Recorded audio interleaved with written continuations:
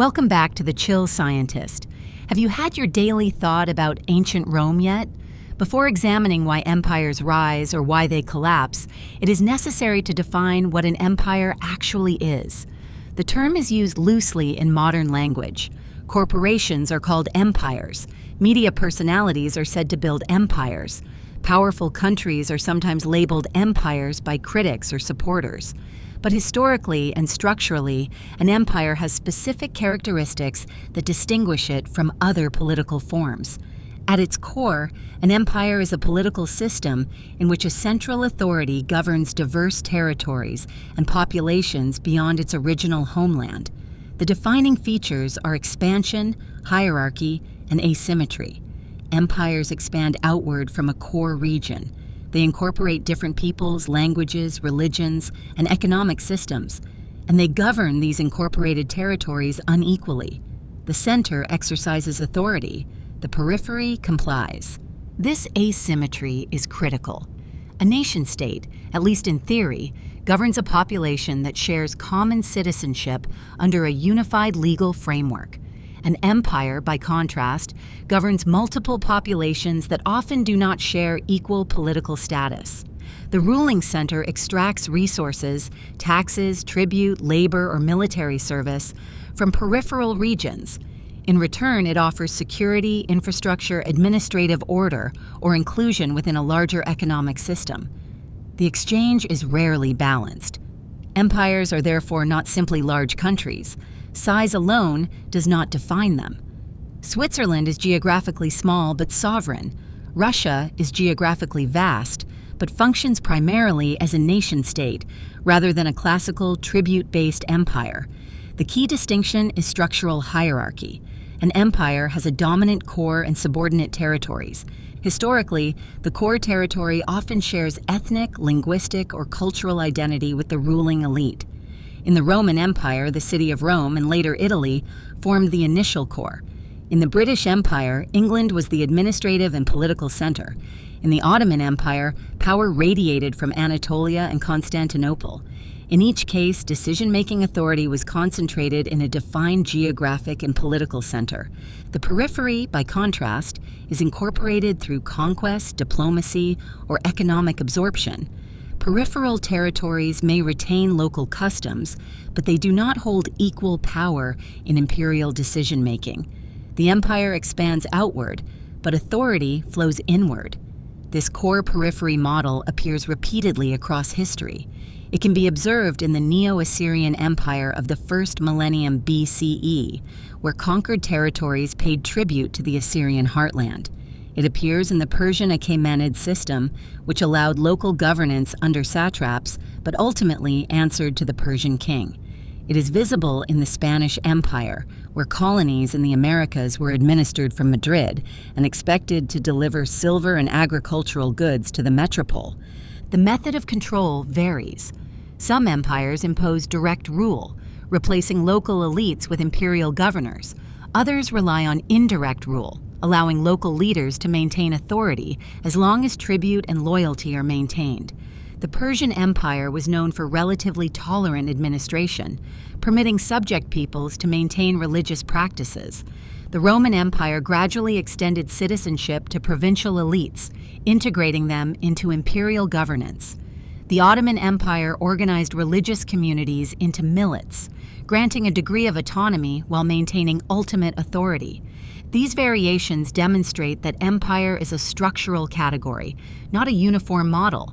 The means of governance differ, but the hierarchy remains consistent. Another defining feature of empire is expansion beyond natural defensive boundaries. Empires are not static, they grow. Expansion may be motivated by security concerns, economic opportunity, ideological ambition, or internal political pressure. But once expansion begins, it tends to develop momentum. Conquest produces resources that finance further conquest. Military success enhances legitimacy. Victory generates expectation. Expansion often creates buffer zones. A state conquers its immediate neighbor to prevent future threat. Then it conquers the next neighbor for the same reason. This logic produces outward growth that can become self-perpetuating. The Roman Republic initially expanded in Italy for security against rival tribes and city-states. Success there led to conflicts in the Mediterranean and eventually to dominance across Europe, North Africa, and the Near East. Empires also differ from simple alliances. An alliance implies voluntary cooperation among equals. An empire implies enforced or asymmetrical integration. Even when peripheral regions benefit economically from imperial inclusion, they do not negotiate as equals. Economic integration is central to imperial function. Empires standardize trade routes, currencies, and legal frameworks across large areas. The Roman road system enabled movement of troops and goods. The Persian royal road connected distant provinces. The British Empire integrated maritime trade networks across continents. These systems lower transaction costs and encourage economic interdependence. But they are structured to favor the core. Extraction mechanisms define the imperial economy. Tribute in the Assyrian model involved direct transfer of goods. Roman taxation funded military operations and public works. Spanish colonial silver financed European wars. British colonial raw materials fed industrial production in the metropole. The economic relationship is directional. Legitimacy is another pillar. Empires cannot rely solely on force indefinitely. They require a narrative that justifies expansion and rule. This narrative may be religious, civilizational, ideological, or economic. The Mandate of Heaven in China framed imperial authority as divinely sanctioned but conditional. Roman emperors emphasized peace and order, the Pax Romana, as justification for dominance. European colonial empires invoked civilizing missions to rationalize expansion. Ideology reduces resistance by reframing hierarchy as necessity or destiny. Without some form of legitimizing framework, empire relies exclusively on coercion, which is costly and unstable. Empires can also be formal or informal. A formal empire involves direct territorial control. The British Empire administered India directly through colonial governance. An informal empire, by contrast, exerts influence through economic dominance, military presence, or political pressure without formal annexation. In the 19th century, British influence in parts of Latin America operated largely through trade and finance rather than territorial control. This distinction becomes important in the modern era. Contemporary global systems may exhibit imperial characteristics without traditional colonial structures. Economic dependency, military basing rights, and currency dominance can create asymmetrical relationships resembling historical empires. However, classical empires were visibly territorial. Borders expanded through conquest. Authority was symbolized physically. Fortresses, administrative centers, imperial capitals. Another defining characteristic of empire is diversity. Nation-states often aim for cultural cohesion. Empires rule over multiplicity. Languages, religions, and legal systems coexist within imperial boundaries. Managing diversity becomes a central administrative challenge. Empires must decide whether to assimilate, tolerate, or suppress cultural differences. Assimilation can strengthen cohesion, but may provoke resistance. Tolerance can reduce conflict, but risks fragmentation. Suppression requires force and generates instability. The Roman extension of citizenship to provincial elites fostered loyalty. The Ottoman millet system allowed religious autonomy. In contrast, forced homogenization policies in some empires contributed to unrest. Size also introduces logistical complexity. Communication in pre-modern empires depended on roads, messengers, and maritime routes. Distance weakens central authority. Provincial governors gain autonomy. Corruption becomes harder to monitor. The larger the empire, the more resources must be devoted to administration and defense. This introduces a paradox. Expansion increases power, but also increases vulnerability. Larger territory requires more troops to defend borders. More diverse populations require more bureaucratic oversight. Revenue must increase to sustain these obligations. At some point, administrative costs can outpace gains. Empires therefore operate in tension between expansion and consolidation. Expansion generates prestige and resources. Consolidation requires stability and restraint. Many empires struggle to shift from conquest mode to governance mode. Historically, empires often begin as military states. Military organization precedes bureaucratic sophistication. The Neo-Assyrian Empire expanded through relentless military campaigns. Rome professionalized its legions. The Mongol Empire conquered vast territory rapidly through cavalry tactics. Only after expansion does administrative complexity intensify. The transition from conquest to governance is critical. Some empires manage it successfully for centuries. Others fragment quickly after initial expansion. Stability depends on whether the administrative structure can sustain the scale created by military success. Empires are not inherently tyrannical, nor inherently beneficial. They provide order across large regions, but impose hierarchy. They enable trade, but extract surplus. They build infrastructure, but demand loyalty. In defining empire, then, several elements recur consistently across history. A dominant core exercising authority over peripheral territories. Asymmetrical political status between center and periphery. Resource extraction flowing toward the core. Expansion beyond initial homeland boundaries. Management of cultural diversity. Dependence on military capability. Reliance on legitimizing ideology. This structure appears in ancient Mesopotamia, classical Rome, imperial China, the Ottoman state, European colonial systems, and even certain modern global arrangements. Understanding this structure is essential before asking why empires rise or fall. Rise and decline are not random. They follow patterns embedded in this core-periphery model. Empires begin when surplus, security concerns, technological advantage, or ideology enable expansion. They endure when administrative systems manage scale effectively. They strain when defense costs, economic imbalance, or internal fragmentation exceed capacity. To understand the trajectory, one must first understand the form. An empire is not simply large. It is hierarchical, extractive, expansive, and administratively complex. It governs difference rather than uniformity. With that foundation established, the next question becomes unavoidable. Why do empires form in the first place? Empires do not appear randomly in history. They emerge under specific conditions. Usually, when a combination of military capability, economic surplus, geographic advantage, and political structure align in a way that makes expansion both possible and rational. At the most basic level, empires form because expansion becomes easier than restraint. The first driver is security. In many cases, early expansion begins defensively. A state conquers neighboring territory not out of grand ambition, but to neutralize threats. However, this defensive logic often produces outward momentum.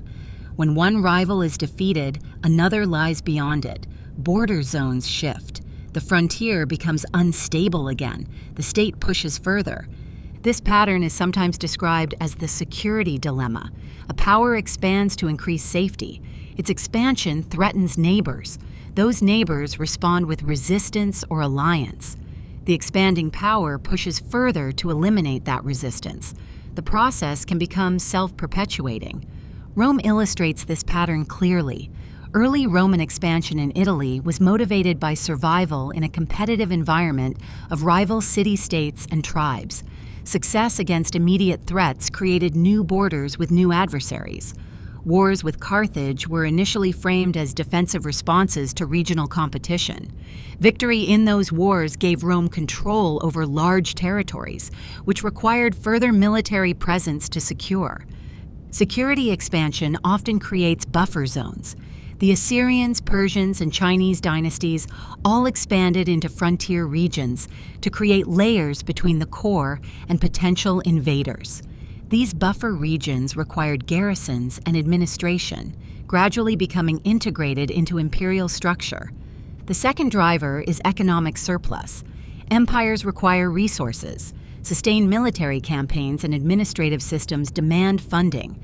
States with agricultural productivity, access to trade routes, or mineral wealth possess the capacity to project power outward. Surplus allows for standing armies. Without surplus, military mobilization is temporary. With surplus, armies become professional and permanent. Rome transitioned from citizen militias to professional legions once expansion required sustained deployment. Economic incentives also motivate expansion directly. Conquest can yield tribute, slaves, land, and control of trade networks. The Spanish conquest of the Americas was driven partly by the pursuit of precious metals. The flow of silver from Potosi and Mexico reshaped global trade patterns in the 16th century. Control of trade routes is another consistent motive. Maritime empires, such as the Portuguese and later the Dutch and British, focused on securing ports and choke points rather than continuous territory. The Strait of Malacca, the Suez Canal, and key Atlantic routes became strategic objectives because trade generates revenue and leverage. The third driver is technological advantage. Military innovation can create temporary asymmetry between powers. When one state possesses superior weapons, logistics, or organizational discipline, expansion becomes less costly. The Assyrians refined siege warfare techniques. The Mongols mastered cavalry mobility across steppe terrain. European empires exploited naval artillery and gunpowder technology to dominate coastal regions. Industrialization gave 19th century European states an overwhelming logistical advantage in colonial expansion. Technological superiority does not guarantee empire, but it lowers the barrier to conquest. When resistance is weak relative to capability, expansion appears rational. However, technological advantages are rarely permanent. Other states adapt. Military diffusion eventually reduces asymmetry. Empires must either continue innovating or risk stagnation. The fourth driver is political structure. Some states are institutionally predisposed toward expansion. Highly centralized systems with coordinated military command can mobilize resources efficiently. Fragmented political systems struggle to sustain long campaigns. The Persian Achaemenid Empire benefited from administrative sophistication that allowed it to govern diverse territories effectively. Qin China unified warring states through centralized authority and standardized legal codes. In contrast, politically divided regions are more likely to be conquered by unified neighbors. Internal political incentives also matter. Leaders may pursue expansion to consolidate domestic legitimacy. Victorious war enhances prestige. Conquest can unify factions temporarily. Napoleon's campaigns across Europe were partly sustained by the political capital generated through military success. Expansion can therefore be politically useful domestically. When internal pressures rise, economic strain, elite rivalry, social unrest, external campaigns may redirect attention and generate cohesion. This is not universally successful, but it has recurred in multiple imperial histories. Ideology is another factor. Expansion is easier to justify when framed as destiny, divine mandate, or civilizational mission. The Chinese concept of the mandate of heaven implied a moral order extending outward from the imperial center. Roman rhetoric emphasized spreading order and law. European colonial powers justified expansion through narratives of religious conversion or modernization. Ideology reduces moral friction. Soldiers fight more readily when conquest is framed as righteous. Citizens tolerate taxation for war when it serves a larger narrative. Geography also plays a foundational role. Certain regions are naturally predisposed to imperial formation. Fertile river valleys such as the Tigris, Euphrates, Nile, Indus, and Yellow River support dense populations and agricultural surplus. Surplus supports specialization: bureaucrats, soldiers, engineers. Open plains facilitate rapid movement of armies. The Eurasian steppe allowed nomadic confederations like the Mongols to project power across vast distances. In contrast, mountainous or fragmented terrain often limits large-scale consolidation. Maritime geography encourages naval empires. Britain's island position, combined with shipbuilding capacity, fostered naval dominance. Control of sea lanes enabled projection of influence without direct territorial contiguity. Empires tend to arise in regions where surplus, mobility, and political consolidation coincide. There is also a demographic element. Population growth increases pressure on land and resources. Expansion can relieve internal demographic strain by acquiring new territory or redirecting population outward. Colonization often accompanies empire. Greek city-states established colonies across the Mediterranean partly in response to population pressures. European settlement in the Americas involved both economic opportunity and demographic expansion. However, not all states with surplus or technology become empires. Some remain regional powers. The decision to expand involves risk. War is costly. Administration is complex. Resistance can be persistent. What tips the balance is often perceived opportunity. When neighboring regions appear fragmented or weak, expansion seems low risk. When rivals are strong, expansion stalls. Empires, therefore, often emerge during periods of regional imbalance. One state consolidates while neighbors remain divided. That asymmetry invites expansion. The early Islamic Caliphate expanded rapidly in the 7th century, partly because Byzantine and Sasanian empires had exhausted themselves through prolonged warfare. A unified and motivated Arab polity encountered weakened adversaries. Similarly, European colonial expansion in the 19th century accelerated during a period when industrial powers faced less organized resistance in many regions. Momentum plays a role as well. Success breeds confidence. Military victories strengthen institutional competence. Revenue from early conquests funds further campaigns. The first expansions are often the hardest. Once systems of mobilization and logistics are established, additional campaigns become more manageable. Yet this same momentum can create long-term vulnerability. Expansion increases territory to defend. New populations introduce complexity. Revenue gains may be offset by administrative and military obligations. Empires form then, not because humans are inherently expansionist, but because under certain structural conditions, expansion appears advantageous relative to restraint. Security pressures, economic surplus, technological asymmetry, centralized governance, ideological justification, geographic advantage, demographic momentum, and regional imbalance all contribute. When these factors align, expansion becomes rational. When they weaken or reverse, expansion slows or collapses. Understanding why empires form requires recognizing that they are products of structural incentives rather than isolated ambition. Individual leaders matter, but they operate within broader systems that make empire possible. The next step is to examine the role geography plays in shaping these systems.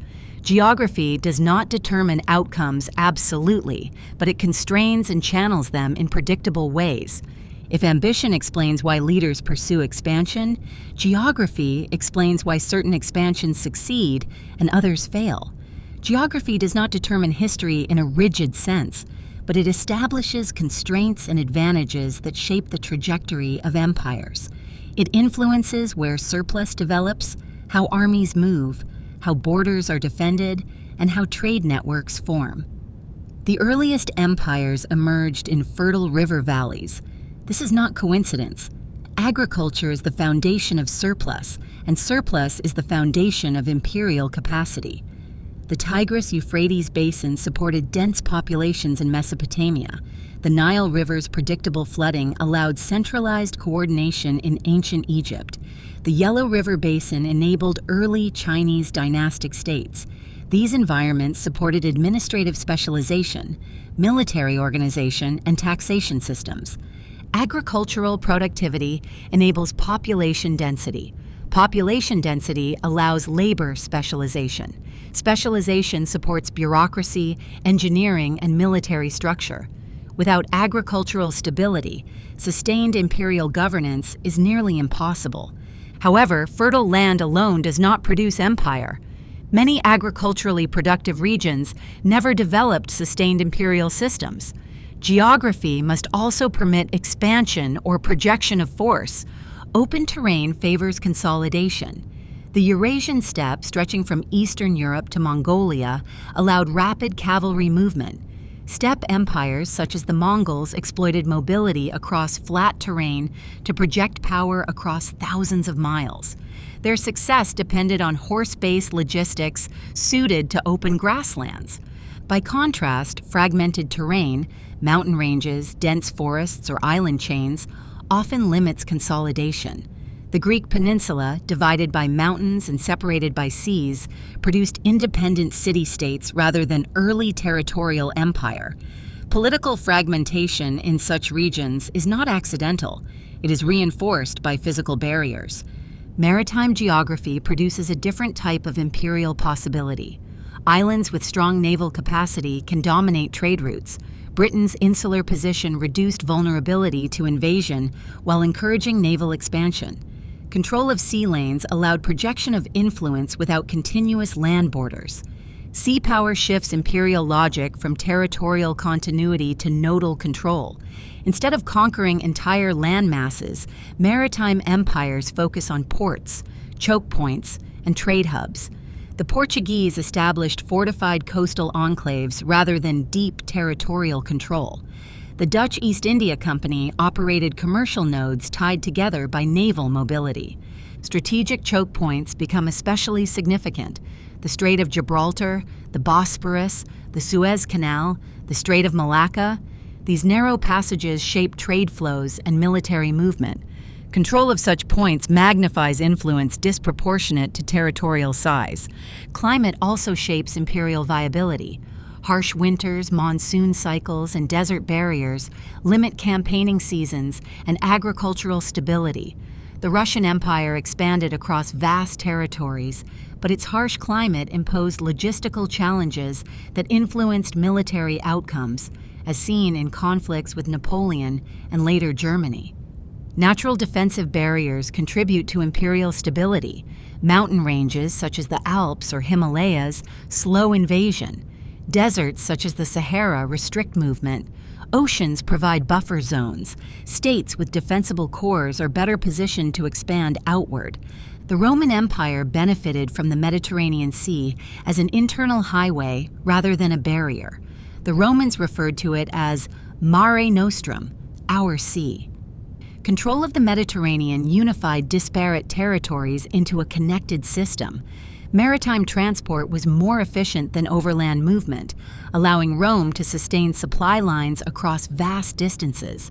In contrast, empires built primarily on land continuity face extended border problems. Long frontiers require fortification and garrisons. The Roman limes along the Rhine and Danube illustrate the cost of defending extended land borders. River systems also function as arteries of power. The Nile unified Egypt longitudinally. The Yangtze and Yellow Rivers linked Chinese agricultural centers. The Mississippi River system later contributed to continental consolidation in North America. Trade geography further shapes imperial growth. Regions located at crossroads of trade routes accumulate wealth and influence. The Persian Empire controlled routes connecting Asia, Africa, and Europe. Constantinople's location at the intersection of land and sea routes sustained Byzantine power for centuries. Empires often expand along trade corridors. Economic integration follows physical pathways established by rivers, coasts, and caravan routes. Infrastructure such as roads and canals reinforce these patterns. Geography also influences cultural interaction. Regions open to migration and invasion often develop adaptive administrative systems. China's northern frontier faced repeated steppe incursions, shaping defensive architecture such as the Great Wall and influencing military organization. Island empires developed naval doctrines. Landlocked powers prioritize cavalry or infantry. Terrain shapes doctrine, which in turn shapes expansion capability. However, geography is not destiny. Technological innovation can alter geographic constraints. The development of ocean-going ships enabled transatlantic empires. Railroads allowed continental consolidation in the 19th century. Air power reduces reliance on terrain entirely. Even so, geographic realities continue to exert influence. Oil-rich regions gain strategic significance. Arctic routes may reshape trade patterns as ice melts. Access to deep-water ports remains economically valuable. Geography shapes the initial rise of empire by concentrating resources and enabling projection. It shapes expansion by directing movement along viable routes. It shapes defense by defining natural boundaries and vulnerabilities. Empires that align their administrative and military systems with geographic realities tend to endure longer. Those that overextend into hostile terrain without sustainable logistics face strain. Understanding geography reveals why certain regions repeatedly produce imperial formations. Mesopotamia, Anatolia, northern China, the Mediterranean basin, these zones combine agricultural productivity, mobility, and connectivity.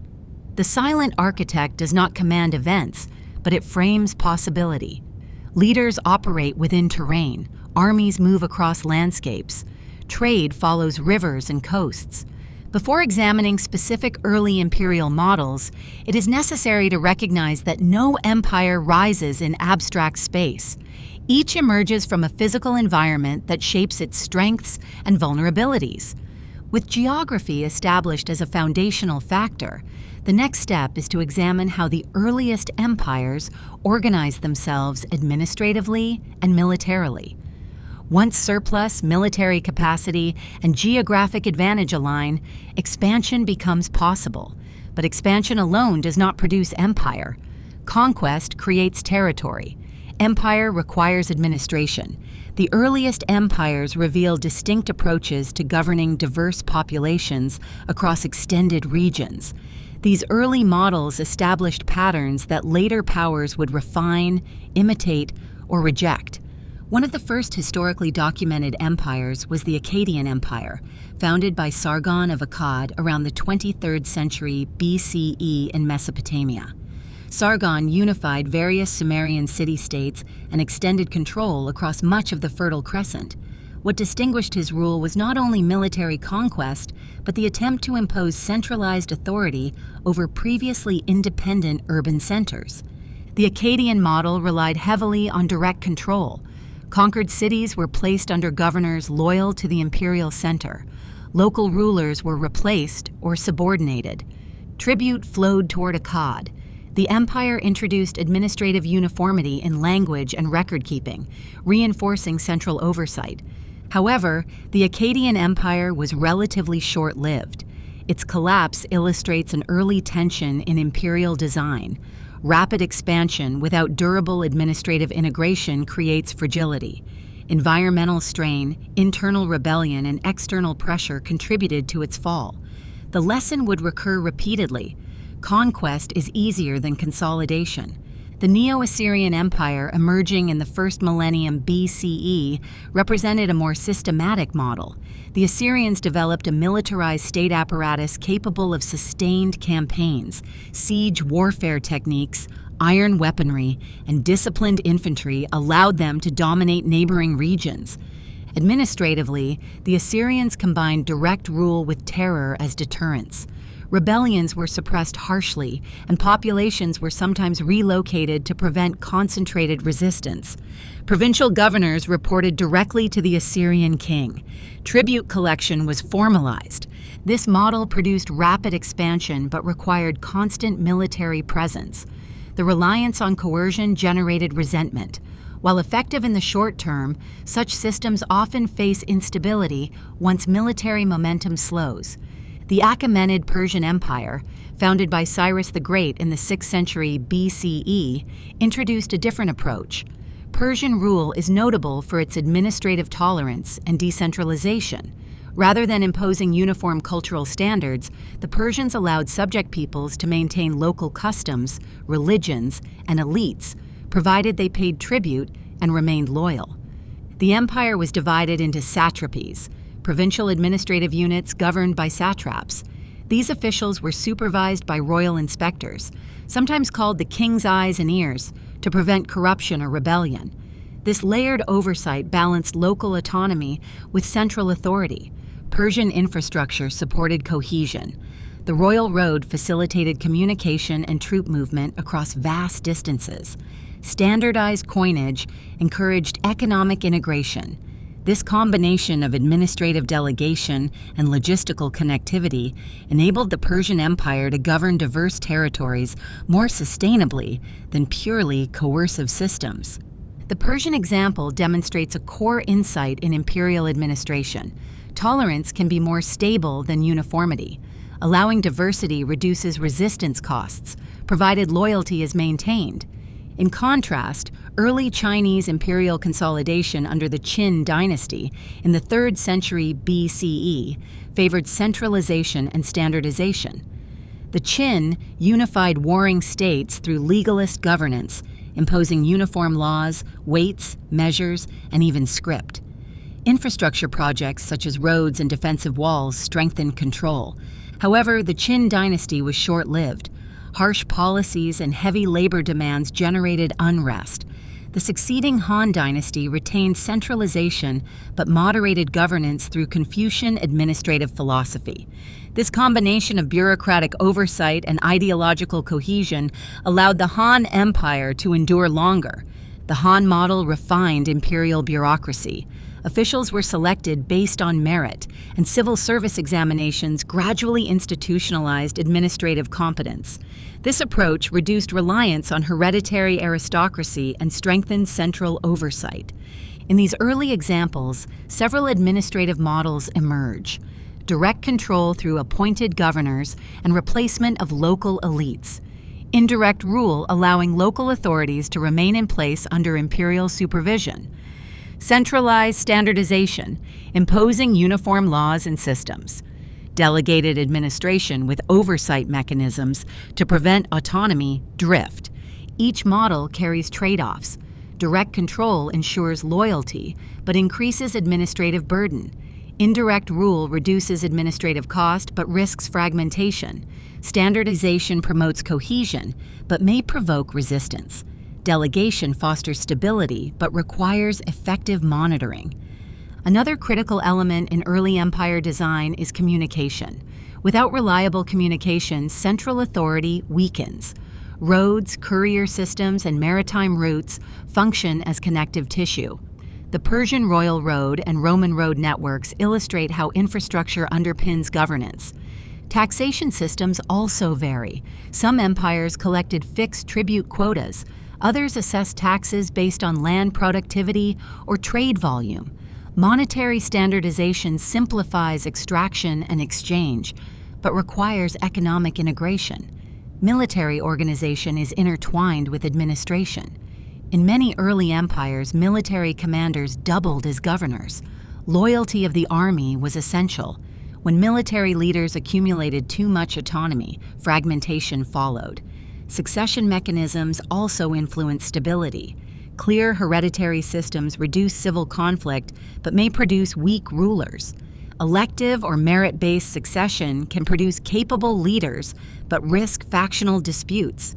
The Mongol Empire, emerging in the 13th century, provides another early model worth examining. Mongol expansion was extraordinarily rapid, facilitated by cavalry mobility and disciplined command structure.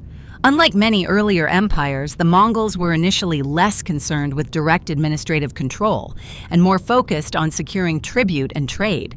However, as the Mongol Empire expanded, it fragmented into khanates. Geographic scale, cultural diversity, and succession disputes weakened cohesion. The Mongol example demonstrates how rapid expansion without cohesive administrative integration leads to division. Across these early models, patterns become visible. Successful empires combine military strength with administrative adaptability. They create systems capable of extracting resources while minimizing rebellion costs. They invest in infrastructure to maintain connectivity. They balance central authority with local autonomy. Failure often results from imbalance. Excessive coercion breeds resistance. Excessive decentralization encourages fragmentation. Rapid expansion without administrative capacity produces instability. Another recurring factor is elite integration. Empires that incorporate local elites into governance tend to achieve greater longevity. Roman extension of citizenship to provincial elites, Persian reliance on local administrators, and Han bureaucratic recruitment all illustrate this principle. Early empire models also reveal that diversity is not inherently destabilizing. It is mismanagement of diversity that creates tension. Cultural flexibility often enhances durability. By examining these foundational examples, we see that empire is not a single design, but a spectrum of governance strategies built around core-periphery hierarchy. The next stage in understanding imperial rise and decline requires examining one of the most influential examples in depth: Rome. The Roman Empire illustrates how military innovation, infrastructure, and political evolution interact, and how expansion eventually creates structural strain. Rome is often treated as the archetype of empire, not because it was the first nor the largest, but because its institutional evolution was unusually well documented, and its influence unusually long-lasting. Rome did not begin as an empire. It began as a small city-state on the Italian peninsula. Its transformation from republic to imperial power reveals how expansion, administration, and political adaptation interact, and how the very mechanisms that produce dominance can generate long-term instability. Early Rome was one among many competing powers in Italy. Its expansion during the Republican period was gradual and often framed as defensive. Rome fought neighboring Latin tribes, Etruscans and Samnites, largely in response to immediate threats. However, as victories accumulated, Rome developed a network of alliances across Italy. Rather than annexing every conquered territory outright, Rome integrated many communities through treaty systems. This early strategy was crucial. Rome extended partial citizenship to allied communities. These allies supplied troops and resources but retained certain local rights. This model increased manpower without requiring full assimilation. By the time Rome faced Carthage in the Punic Wars, it commanded a vast reserve of allied soldiers.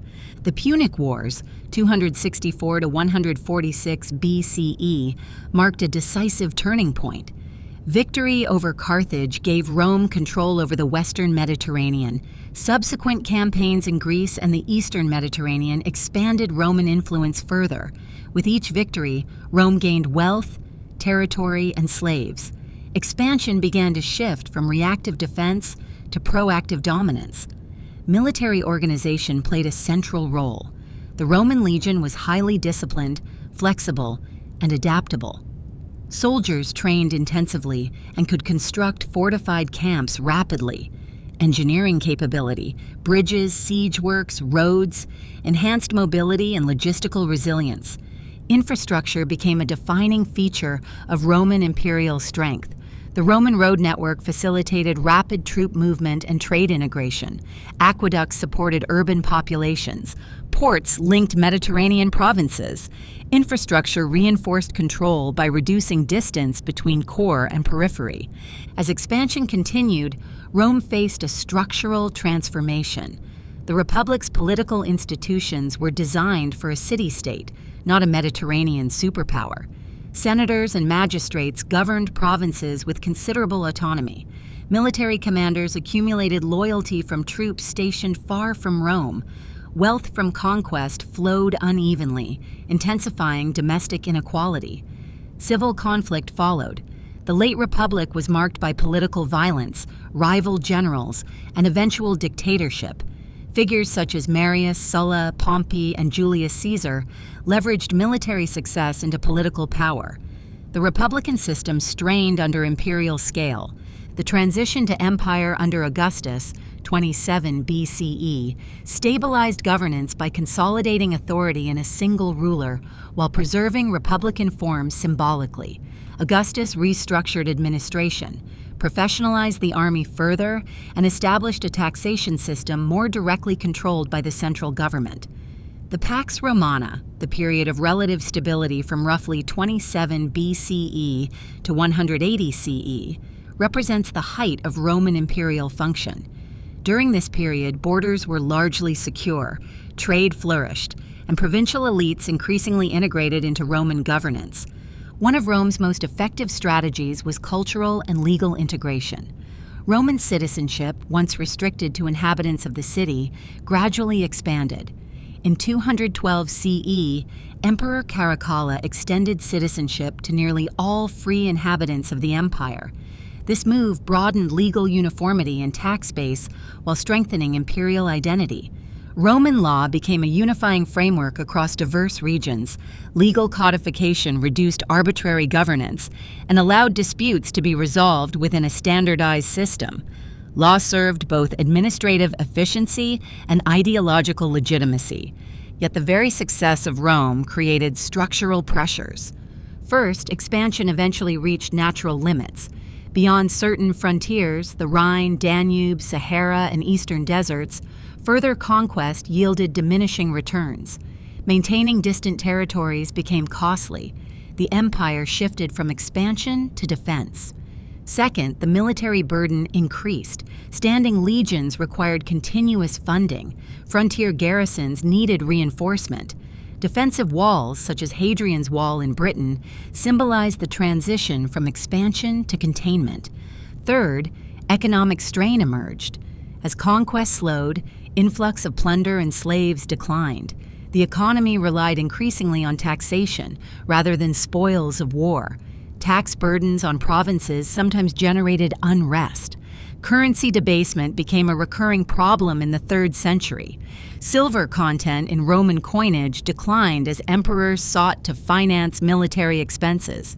Inflation followed, weakening economic stability. Fourth, political instability intensified. Succession was rarely smooth.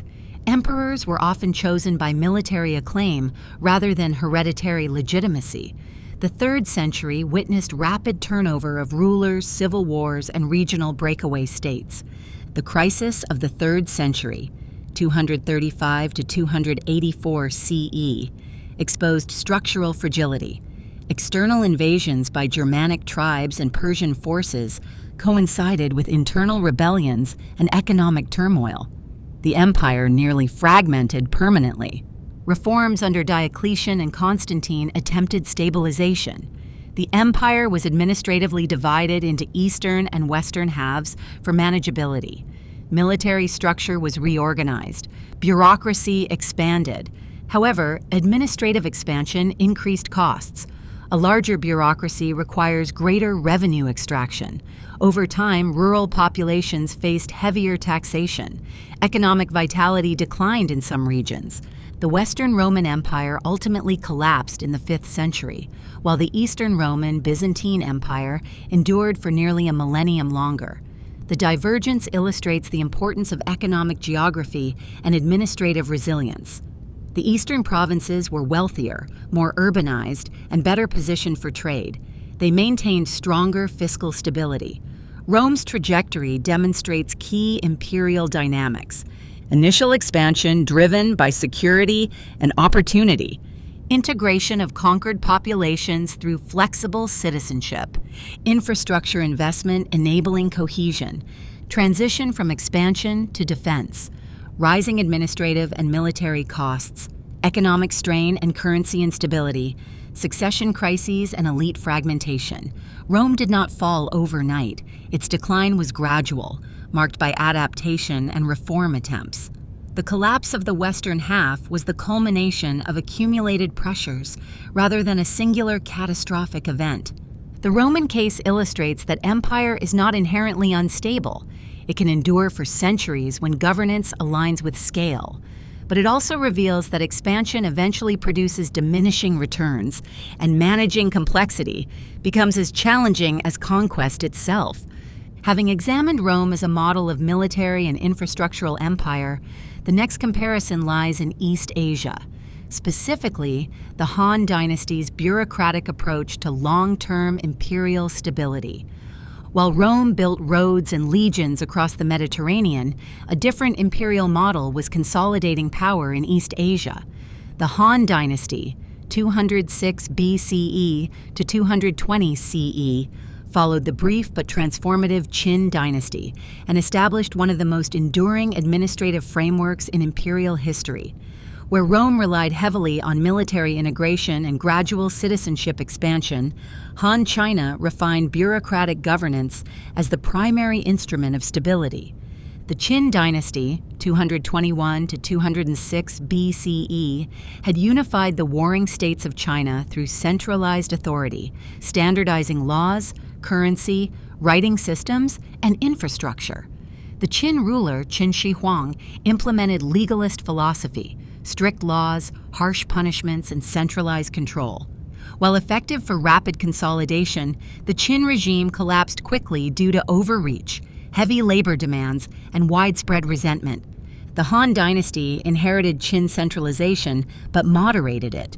Rather than ruling exclusively through coercion, the Han incorporated Confucian philosophy into governance. Confucianism emphasized moral leadership, social hierarchy, and administrative competence. This ideological shift provided legitimacy beyond force. The Han model differed from Rome in several important respects.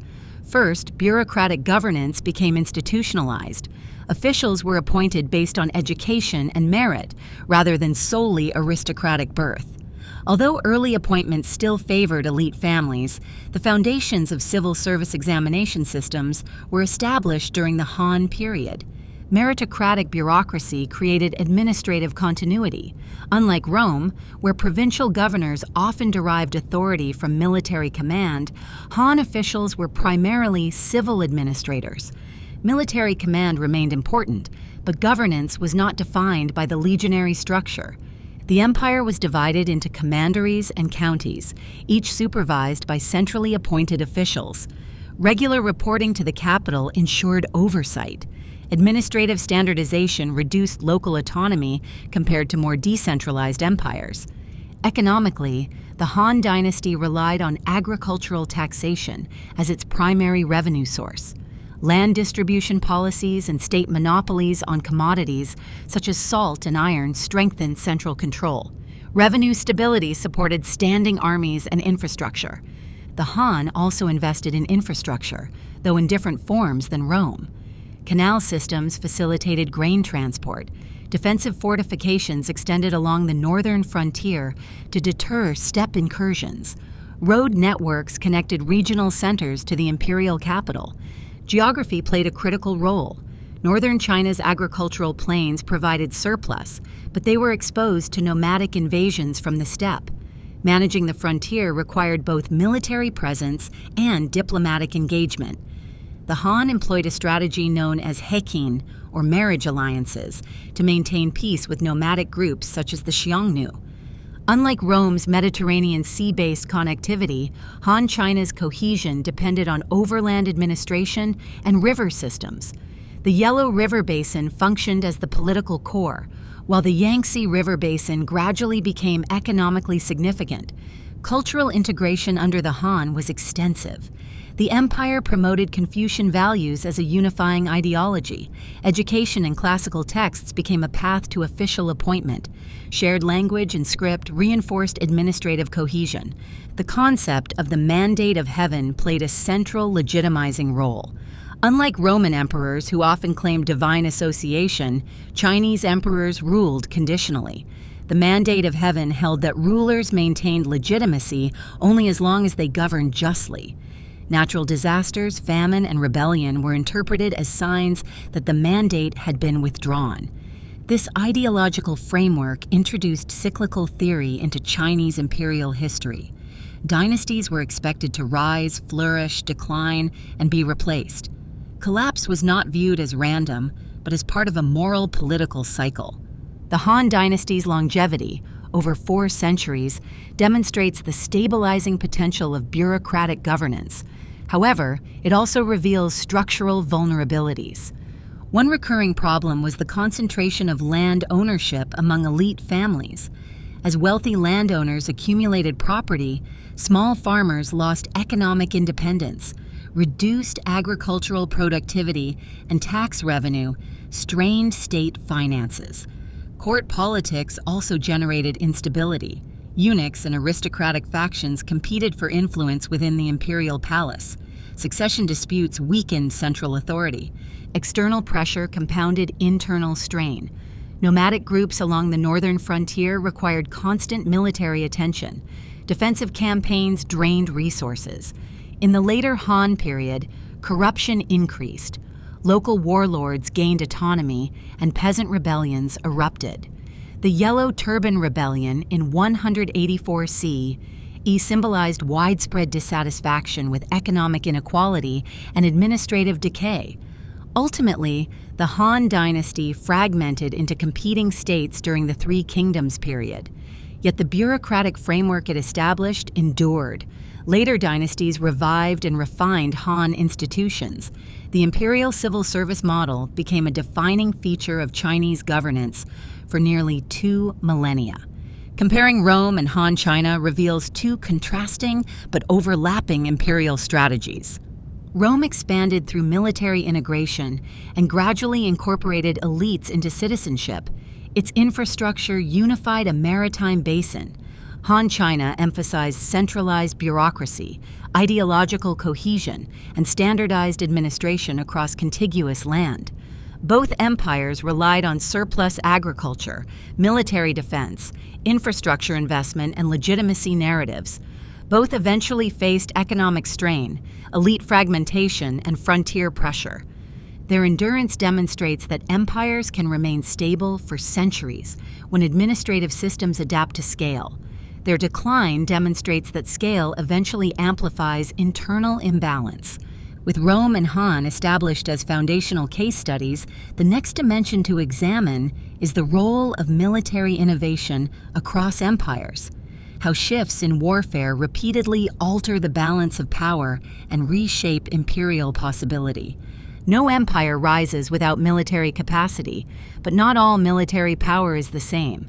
Across history, shifts in military technology, organization, and logistics have repeatedly restructured the balance between states. These shifts often create temporary windows of dominance in which expansion becomes easier, cheaper, and faster. Empires tend to emerge when one political system successfully integrates a military innovation before its rivals adapt. Military innovation does not always mean new weapons. It can involve new formations, new supply systems, new recruitment methods, or new strategic doctrines. What matters is not invention alone, but institutional integration. A weapon unused or poorly organized does not build empire. One early example is the Assyrian refinement of siege warfare in the first millennium BCE. While earlier states could fight in open battle, fortified cities posed a major obstacle to expansion. The Assyrians developed battering rams, siege towers, sappers who undermined walls, and coordinated assault tactics. Relief carvings from Nineveh depict detailed siege operations, suggesting a high degree of planning and technical expertise. This mattered because in the ancient Near East, power was concentrated in walled cities. The ability to reliably capture fortified centers transformed the strategic landscape. Once siege warfare became systematized, expansion accelerated. However, this advantage persisted only as long as rivals lacked equivalent capacity. The Roman legion provides another instructive case. Rome's military dominance did not rest solely on weapon superiority.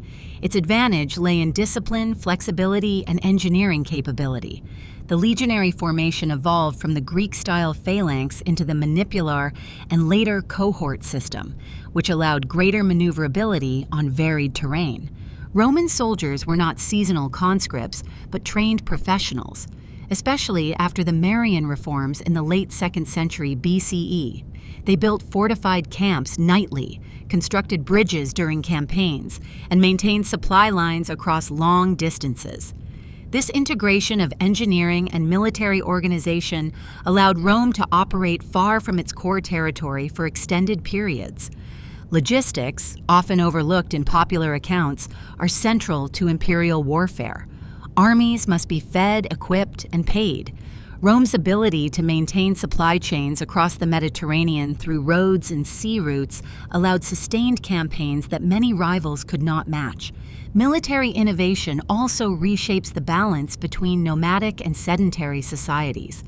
The Mongol Empire's rapid expansion in the 13th century illustrates the impact of cavalry mobility.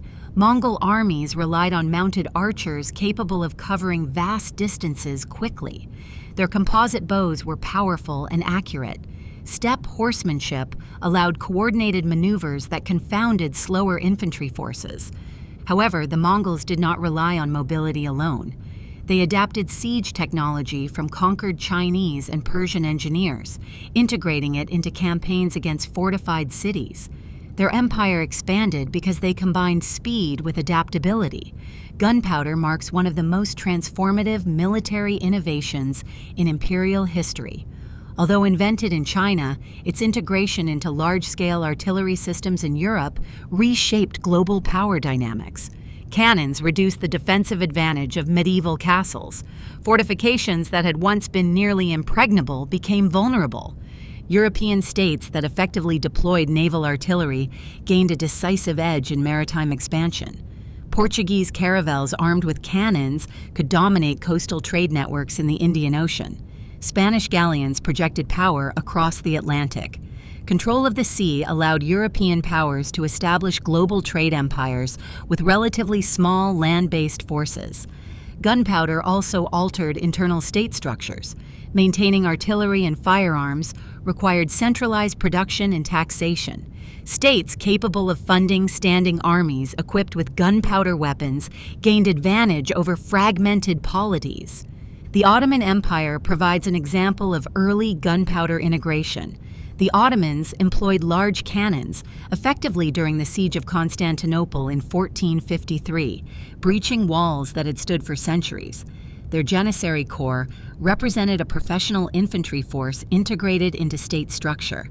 Yet military innovation can also generate vulnerability if not maintained. The Ottoman Empire eventually lagged behind Western European states in artillery standardization and naval modernization. What was once an advantage became stagnation. Naval innovation in the 17th and 18th centuries reshaped imperial competition further. The development of the ship of the line allowed states like Britain to establish dominance through concentrated naval firepower. Naval supremacy translated into control of trade routes, colonial expansion, and blockade capability. Industrialization magnified these effects. Railroads transformed logistics by enabling rapid troop movement across continental interiors. Telegraph communication improved command coordination. Industrial production allowed mass armament. The 19th century illustrates how industrial military capacity enabled European imperial expansion into Africa and Asia. Superior firepower, including machine guns such as the Maxim gun, overwhelmed many indigenous forces. The Battle of Omdurman in 1898, where British forces inflicted massive casualties on Sudanese fighters with minimal losses, demonstrated the asymmetry produced by industrial weaponry. However, industrial warfare also increased the cost of conflict. World War I revealed that industrialized states could destroy each other at unprecedented scale. Empires such as Austria-Hungary and the Ottoman state collapsed under the strain of total war. Military innovation does not always favor expansion. Sometimes it destabilizes existing empires. The introduction of gunpowder weakened feudal aristocracies and empowered centralized monarchies. Later, the diffusion of firearms enabled colonial resistance movements. Air power in the 20th century introduced new strategic dimensions. The ability to strike deep within enemy territory altered defensive calculations. Strategic bombing campaigns targeted industrial centers and civilian infrastructure. Nuclear weapons further transformed imperial logic. Once mutually assured destruction became possible, direct conquest between major powers became less rational. Influence shifted toward indirect forms, alliances, economic leverage, proxy conflicts. This shift suggests that military innovation can constrain empire as well as enable it. When the cost of expansion becomes catastrophic, imperial ambition may moderate. Another dimension of military innovation involves organization rather than hardware. The Prussian general staff system in the 19th century professionalized military planning. Japan's Meiji era reforms integrated Western military techniques rapidly, enabling imperial expansion in East Asia. Institutional adaptability is therefore critical. States that adopt innovations early and reorganize effectively gain temporary advantage. Those that resist change fall behind. Yet advantage is always temporary. Innovations diffuse, rivals adapt. The British Navy dominated the 19th century, but by the early 20th century, Germany had built a competitive fleet. Rome's legion was formidable, but Germanic tribes eventually adapted tactics that exploited Roman weaknesses. Empires often decline when military costs outpace economic capacity. Maintaining frontier garrisons, fleets, and advanced weapon systems requires sustained funding. As revenue stagnates or inflation rises, defense burdens strain state resources. Military innovation can also generate internal imbalance. Professional armies may gain political influence. Generals may challenge civilian authority. Rome's late Republican crises were fueled by generals commanding loyal troops far from Rome. The Soviet Union's extensive military commitments during the Cold War illustrate modern strain. Maintaining parity with the United States in nuclear and conventional forces imposed economic burdens that contributed to systemic weakness. Across millennia, the pattern remains consistent. Military innovation opens windows of expansion. Empires rise by exploiting these windows. As innovations diffuse and costs rise, dominance narrows. Military advantage is rarely permanent. It must be renewed continuously. Failure to adapt often precedes imperial decline. Understanding the military dimension clarifies why some empires expand rapidly while others stagnate. But military capacity alone cannot sustain empire indefinitely. It must be supported by economic structures capable of funding prolonged defense and administration. The next area of focus is therefore the economic engine of empire, how taxation, trade, and monetary systems underpin imperial stability, and how financial strain contributes to decline. Military power may secure territory, but economics sustains empire.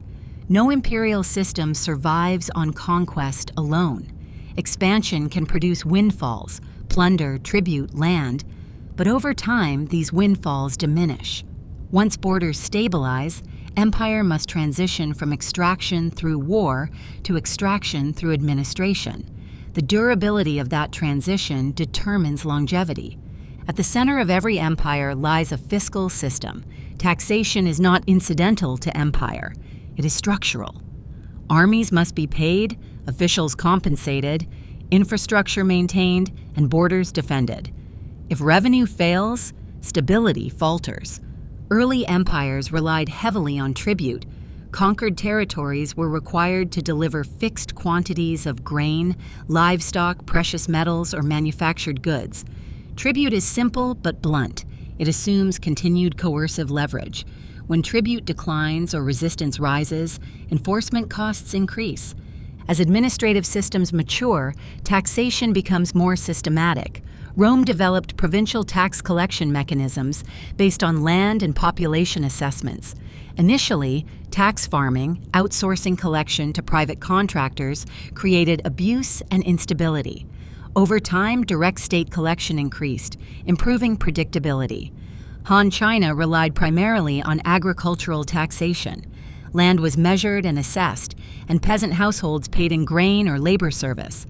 Because agriculture formed the core of economic production, land distribution patterns directly affected fiscal health.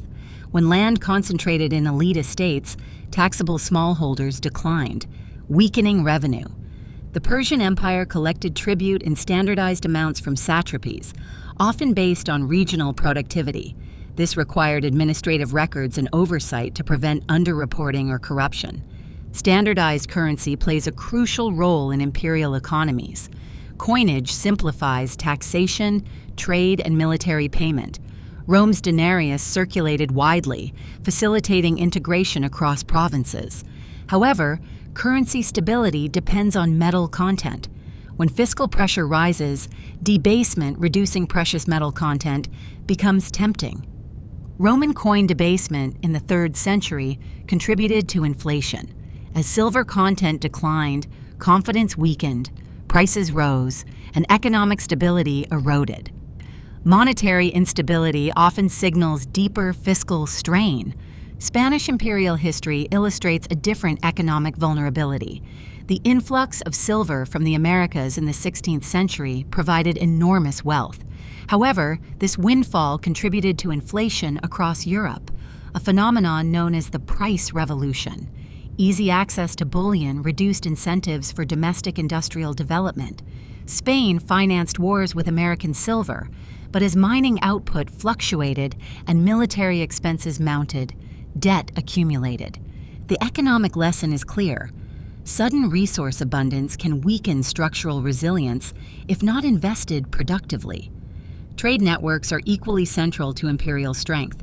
Empires often facilitate long-distance trade by reducing barriers and ensuring security. The Roman Mediterranean, the Silk Road under Han and later Tang dynasties, and the British-controlled maritime routes all illustrate how empires create large integrated markets. Trade generates customs revenue, stimulates urban growth, and reinforces central authority. However, trade dependence also creates vulnerability. Disruption, through war, piracy, or technological change, can undermine revenue streams. The British Empire exemplifies trade-based imperial structure. Naval dominance protected global shipping lanes. Colonies supplied raw materials such as cotton, tea, and rubber, which fed industrial production in Britain. Manufactured goods were then exported back to colonial markets. This asymmetrical trade pattern reinforced core dominance. Yet industrial competition eventually eroded British manufacturing supremacy. As Germany and the United States industrialized, Britain's relative economic advantage declined. Maintaining global naval supremacy became more expensive relative to output. Labor systems also underpin imperial economics. Slavery, serfdom, corvée labor, and wage labor have all supported imperial production. Rome relied heavily on slave labor in agriculture and mining. The transatlantic slave trade sustained plantation economies in the Americas. Coerced labor reduces production costs in the short term, but generates long-term social instability.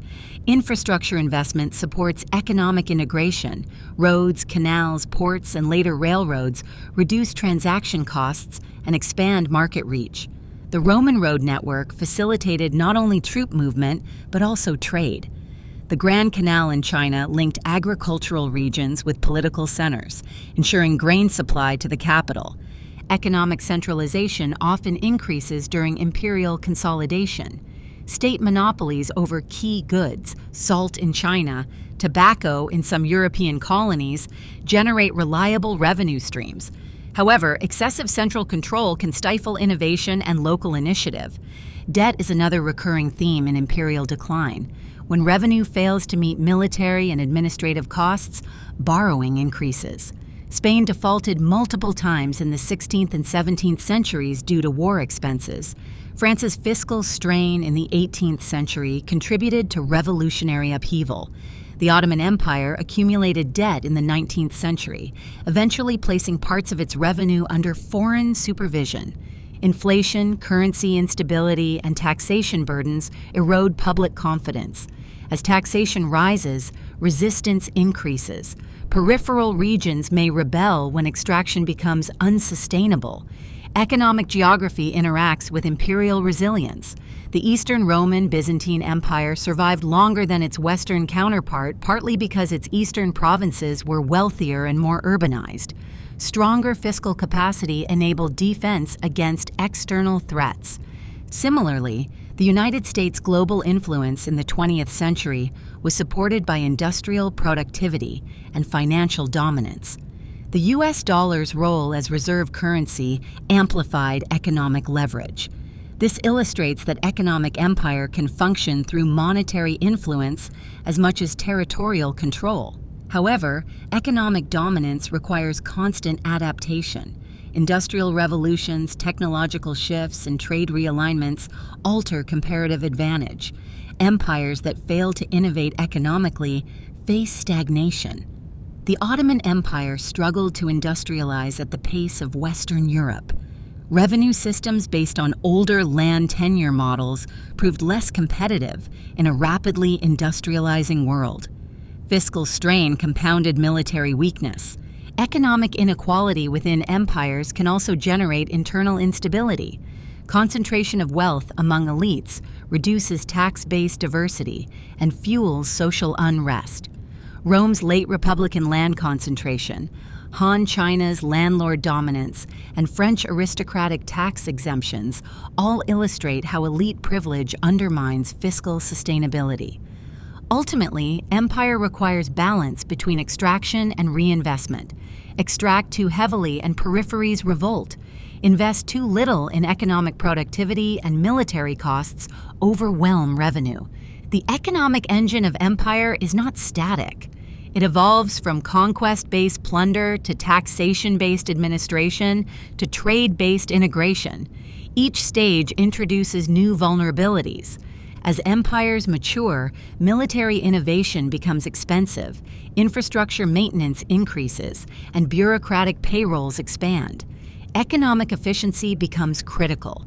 If revenue growth slows while obligations increase, strain accumulates quietly. Inflation rises, debt mounts, currency weakens, social divisions deepen. Economic fragility often precedes visible political collapse. Decline rarely begins with dramatic invasion. It begins with fiscal imbalance. With military and economic foundations examined, the next structural dimension to analyze is ideology, how empires justify rule, create legitimacy, and maintain loyalty across diverse populations. Military force can conquer territory. Economic systems can sustain administration. But neither alone is sufficient to hold an empire together across generations. Empires require legitimacy, a widely accepted explanation for why the ruling center has the right to govern diverse populations. Without legitimacy, rule depends entirely on coercion, and coercion is expensive. Legitimacy operates at multiple levels. It justifies rule to the ruling elite, to the military, and to the governed population. It explains hierarchy as natural, necessary, or divinely sanctioned.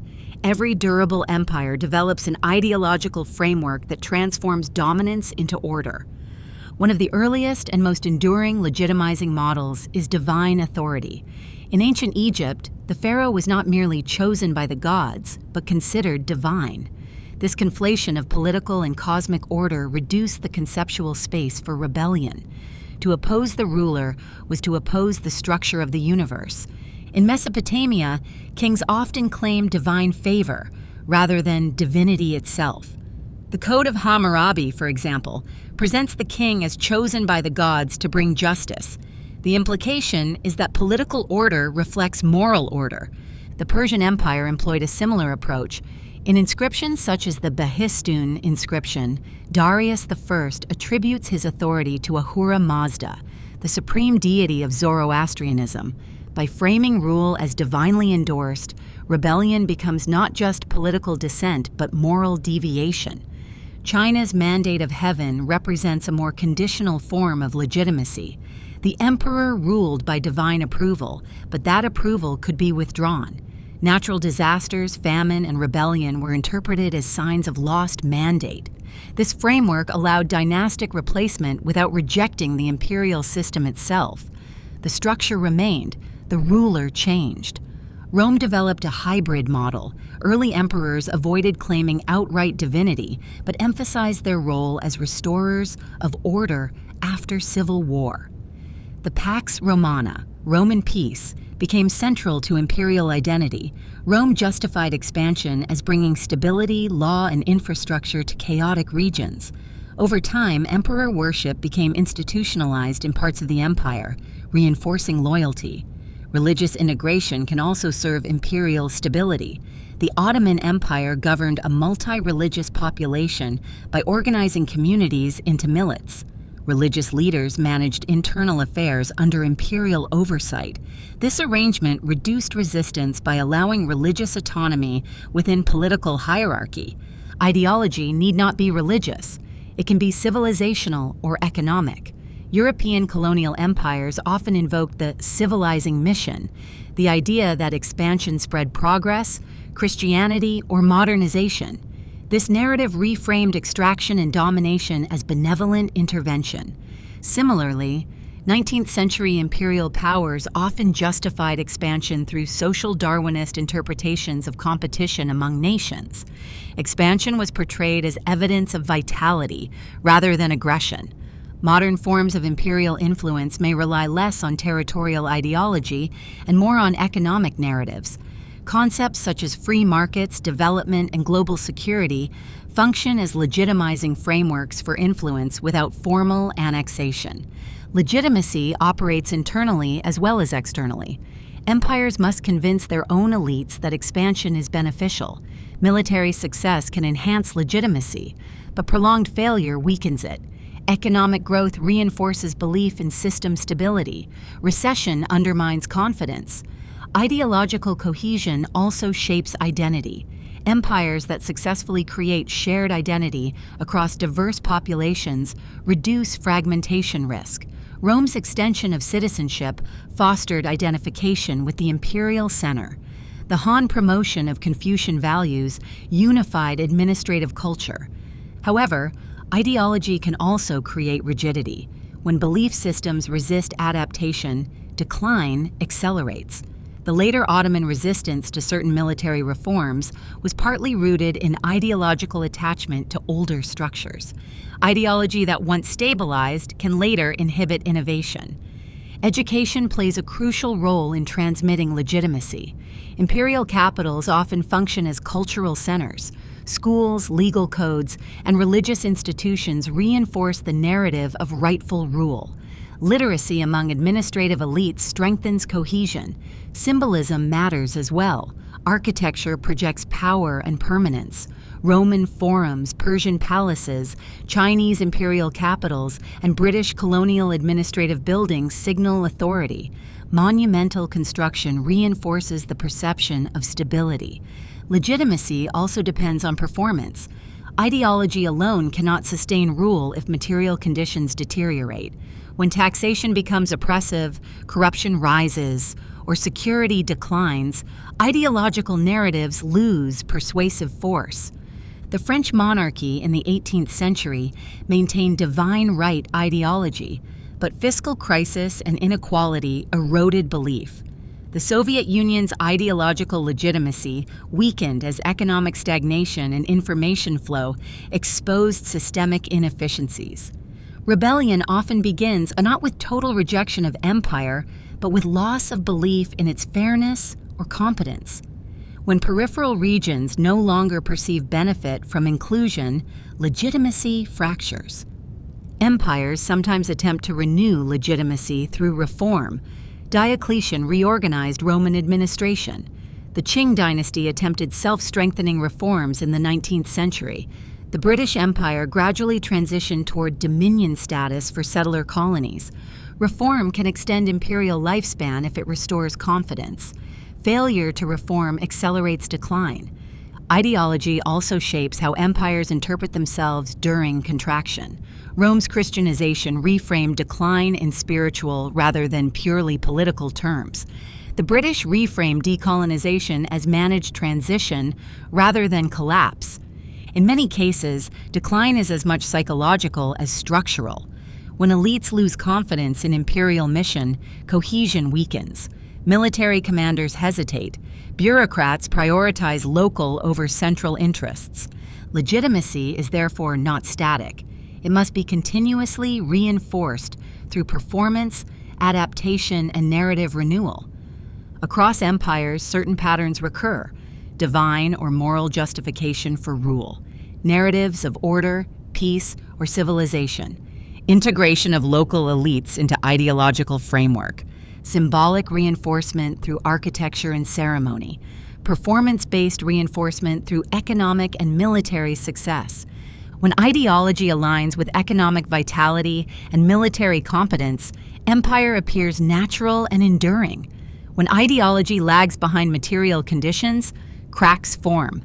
Having examined the ideological dimension, the next structural component is infrastructure, the physical networks that make large-scale governance possible and allow empire to function across distance. If ideology provides justification and economics provides fuel, infrastructure provides function. Empires do not merely conquer land, they connect it. The ability to move armies, transmit information, distribute goods, and project authority across distance depends on physical networks. Infrastructure is not a secondary feature of empire. It is one of its primary instruments of control. The Roman road system is perhaps the most frequently cited example. By the 2nd century CE, Rome had constructed tens of thousands of miles of roads linking provincial cities to the capital. These roads were engineered with layered stone foundations, designed for durability and all-weather use. They enabled legions to travel quickly to frontier zones, reducing response time to rebellion or invasion. But roads served more than military needs. They integrated provincial economies into a single market. Merchants moved goods efficiently. Officials traveled to administer justice. Messages circulated more rapidly. The physical compression of distance strengthened imperial cohesion. Similarly, the Persian royal road connected Susa to Sardis across roughly 1,500 miles.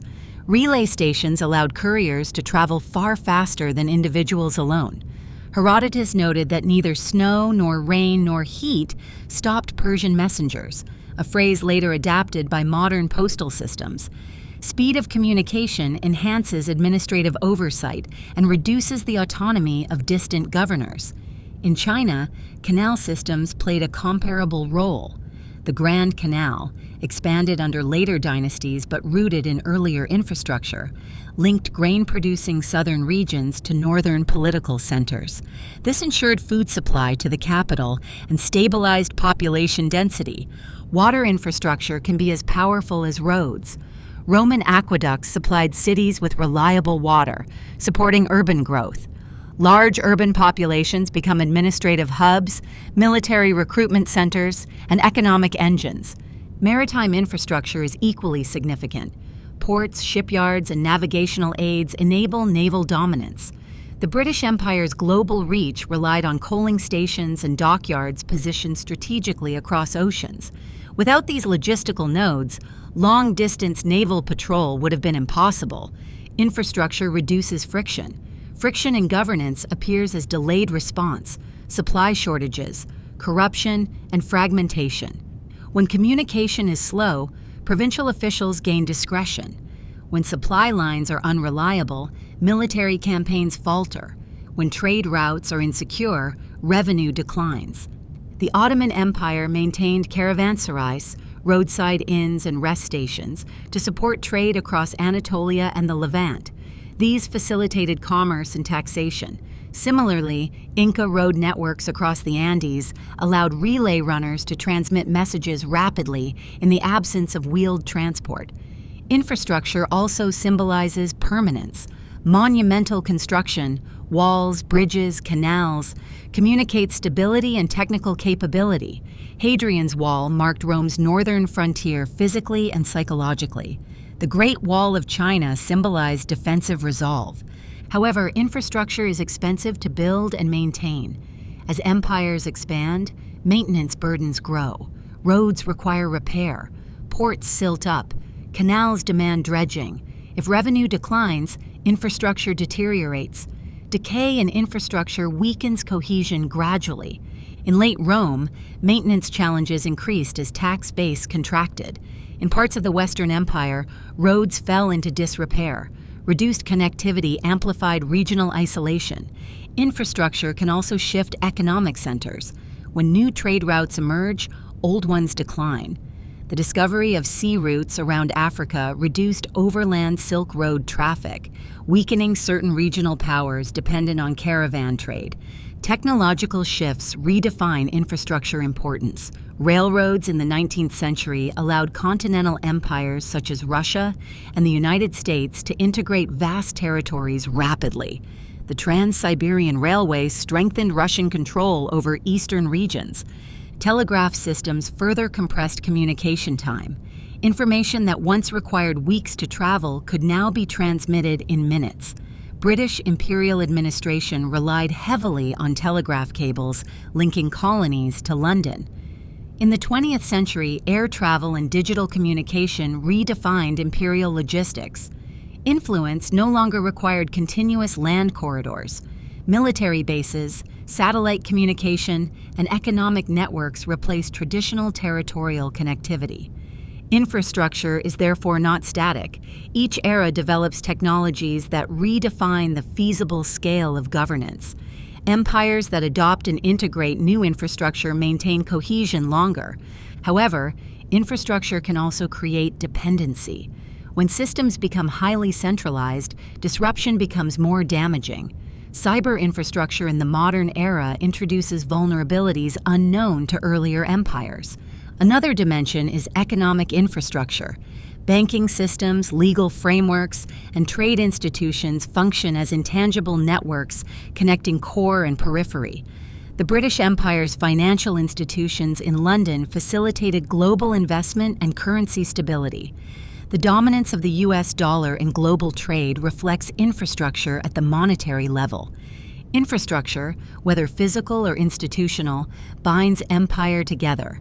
Without it, territorial control remains shallow. Yet infrastructure also locks in costs. Large networks require ongoing funding. As expansion slows, maintenance burdens consume increasing portions of revenue. When infrastructure deteriorates, peripheral regions may drift toward autonomy. The interplay between expansion and maintenance creates tension. During expansion phases, new infrastructure projects signal vitality. During plateau phases, maintaining existing systems becomes primary. During decline, inability to maintain networks accelerates fragmentation. Infrastructure thus represents both strength and obligation. It enables empire to function at scale, but increases fixed costs that must be sustained even when growth slows. With infrastructure established as connective tissue, the next phase to examine is expansion itself. Why the early stages of imperial growth often appear smooth and successful, creating the illusion that momentum will continue indefinitely. In nearly every major empire, the early expansion phase appears decisive, efficient, and even inevitable in hindsight. Victories accumulate, territory expands rapidly, revenue increases, legitimacy strengthens. The system seems energized by momentum. This pattern is so consistent across history that it requires explanation. Why does expansion often appear easier at the beginning than at later stages? The first reason is asymmetry. Empires typically rise during periods of regional imbalance.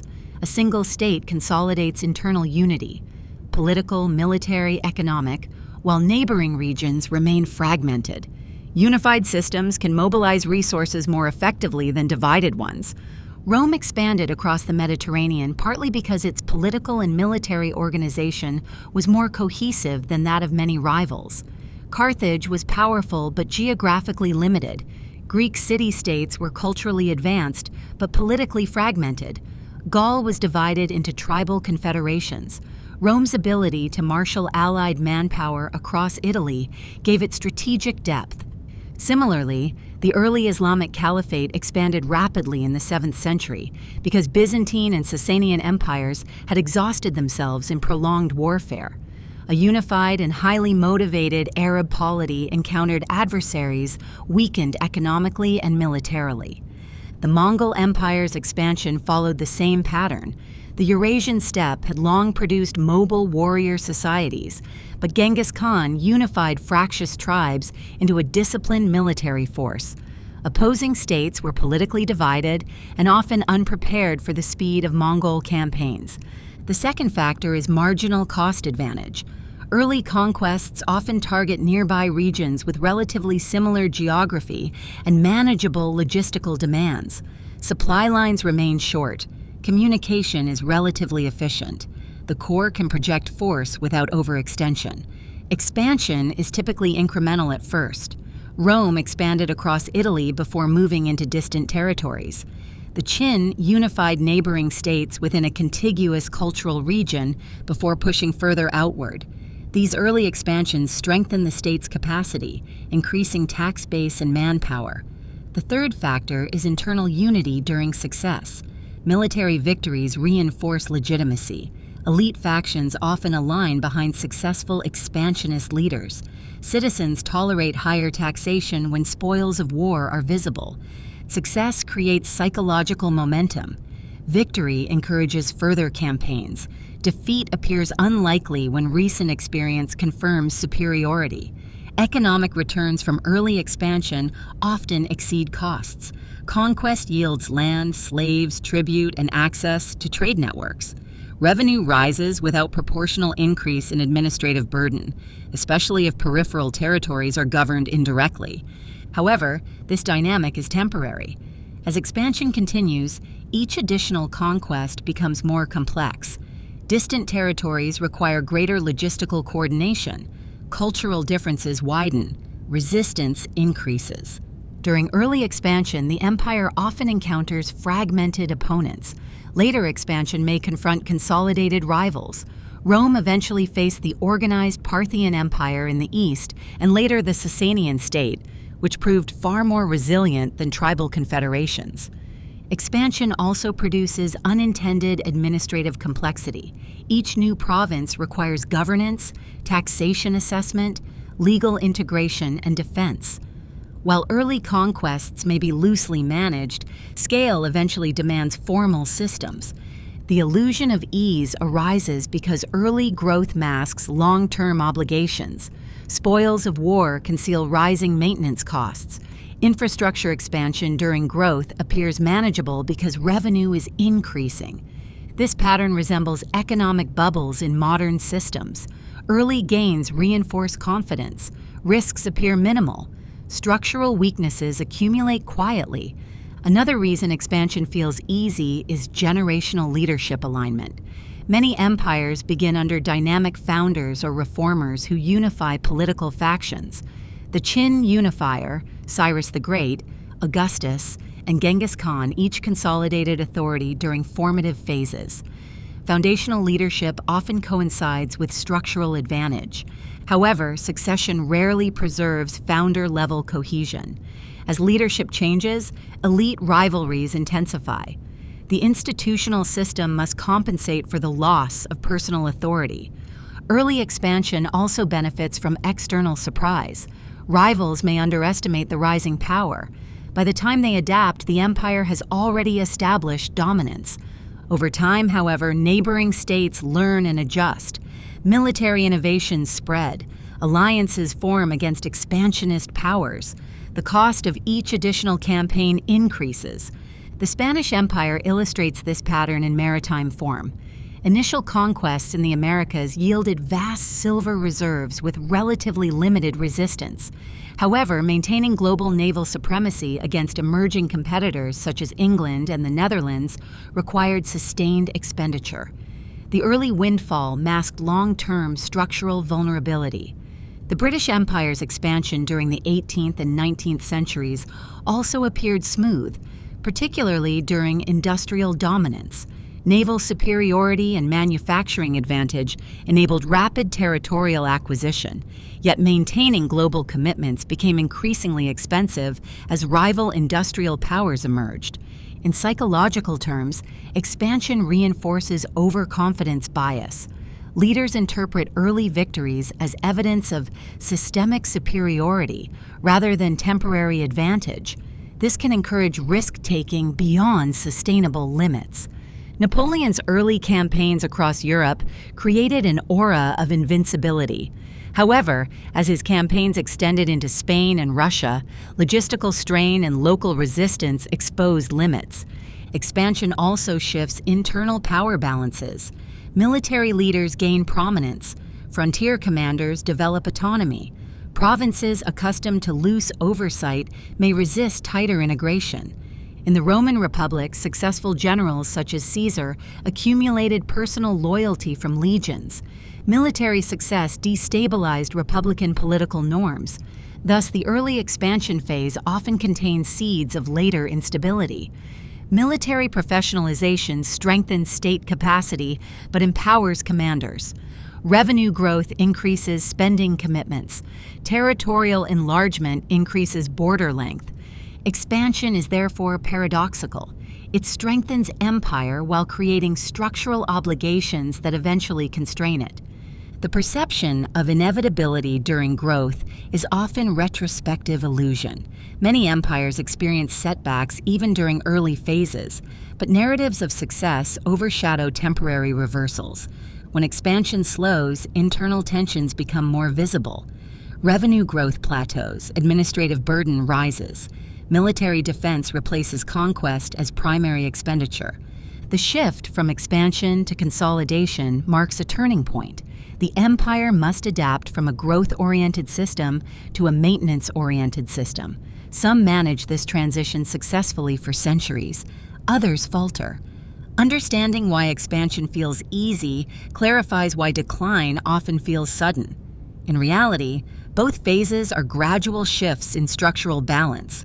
With expansion understood as momentum driven by asymmetry, surplus, and leadership alignment, the next structural phase to examine is the administrative plateau, the period when empire is no longer growing rapidly but must manage diversity and complexity at scale.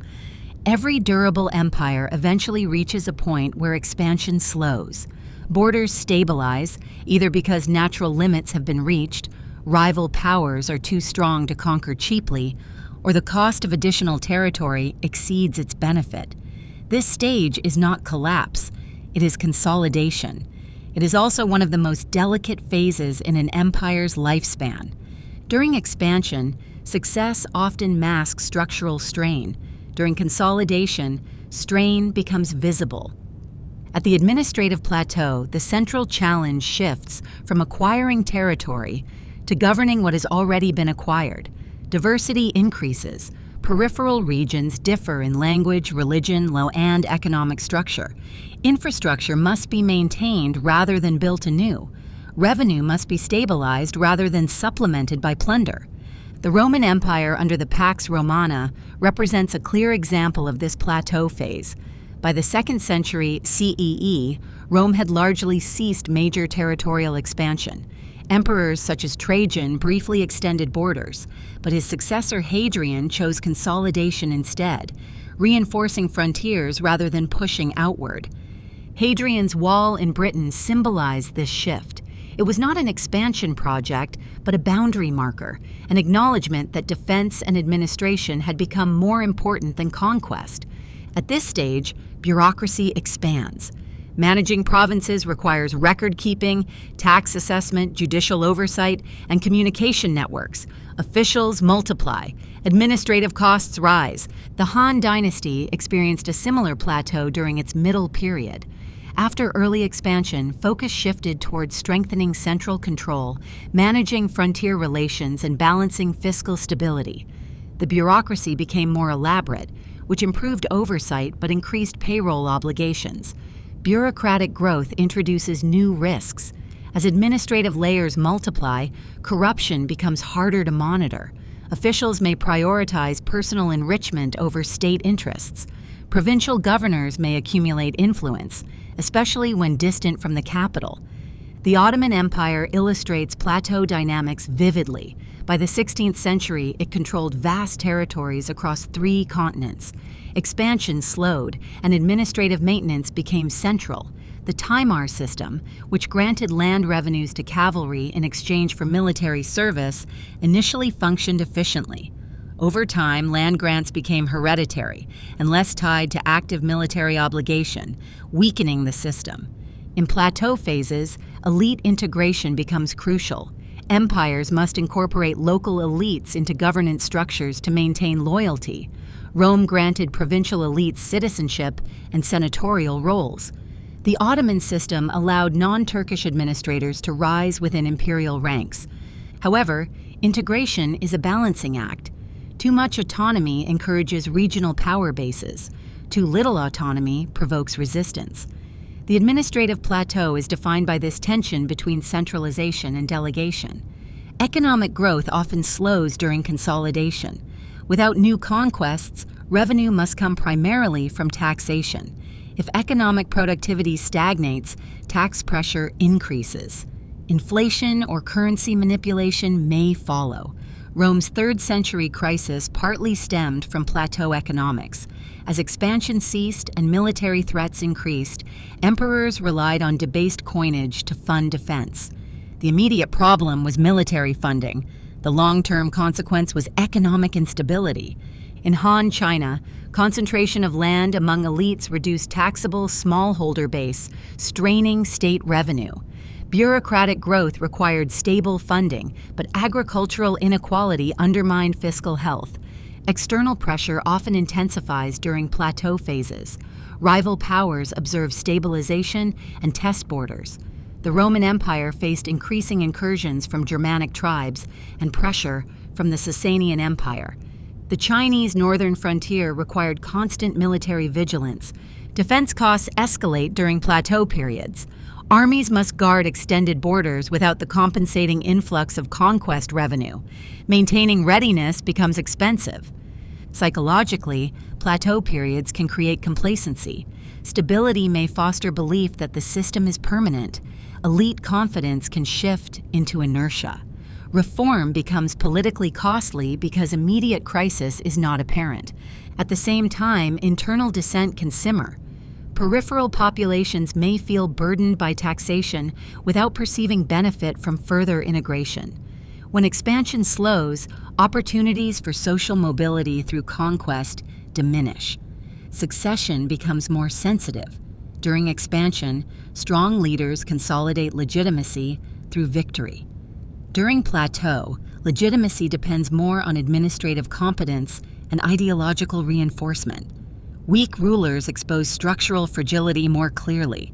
The Byzantine Empire provides an example of successful plateau management for centuries. After losing Western territories, the Eastern Empire focused on administrative refinement, fiscal discipline, and defensive strategy. It survived numerous external pressures by adapting bureaucratically. However, plateau phases often precede fragmentation if reforms fail. Administrative overload, fiscal strain, and elite factionalism accumulate gradually.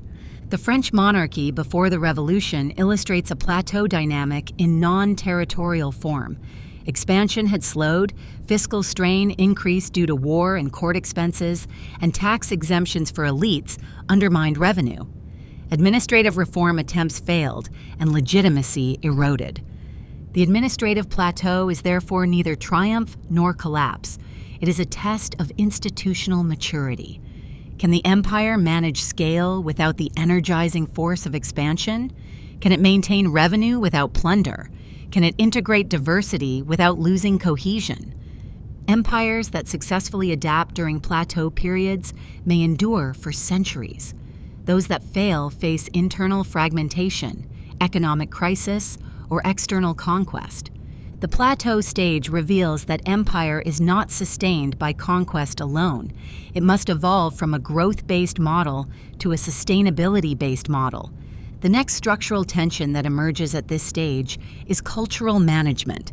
Whether to assimilate diverse populations into a common identity or allow pluralism within hierarchy.